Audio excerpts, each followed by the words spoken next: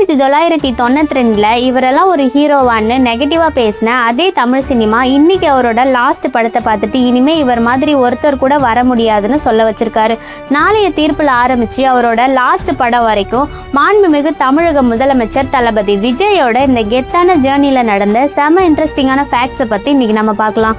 Director S.A. சந்திரசேகரோட பையனா சினிமாக்குள்ளே வந்தாலும் ஸ்டார்டிங்கில் விஜயை நான் ஃபேஸ் பண்ண உருவ கேலியும் பேட் விமர்சனங்களும் கொஞ்சம் நஞ்சம் இல்லைங்க.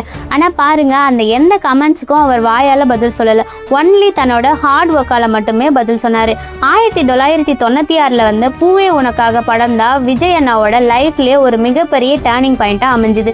அதுக்கப்புறம் அவரை தப்பாக பேசின குடும்பங்கள் எல்லாமே அவரை சொந்த வீட்டு பையனாக ஏற்றுக்க ஆரம்பித்தாங்க. அதுக்கப்புறம் காதலுக்கு மரியாதை, துள்ளாத மனமும் துள்ளும் லவ் படங்களாக பண்ணி செம மாஸ் காட்டினார்.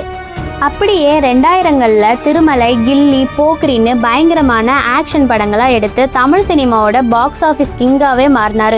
கலெக்ஷனில் பல சாதனைகளை உடைச்சி சின்ன குழந்தைங்கள்லேருந்து பெரியவங்க வரைக்கும் ஒரு மாசான ரசிகர் பட்டாளத்தையே உருவாக்குனார். ஒவ்வொரு தடவை அவரோட படம் ஃப்ளாப் ஆகும்போதும் விஜயோட சாப்டர் க்ளோஸ்னு சொன்னவங்களுக்கு முன்னாடி துப்பாக்கி, கத்தி, மெர்சல், மாஸ்டர்னு பாக்ஸ் ஆஃபீஸில் செம கம்பேக் கொடுத்தாரு.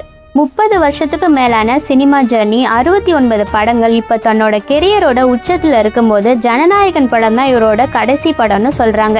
எனக்கு சினிமாவை விட மக்கள் சேவை தான் முக்கியம்னு சொல்லி ஒரு முழு நேர அரசியலில் இறங்கிட்டாரு. எவ்வளோ விமர்சனங்கள் வந்தாலும் அதெல்லாம் தாண்டி வெறும் உழைப்பால் மட்டுமே உயர்ந்த தளபதி விஜயோட இந்த மாஸ் பயணத்தில் உங்களுக்கு ரொம்ப பிடிச்ச படம் எது?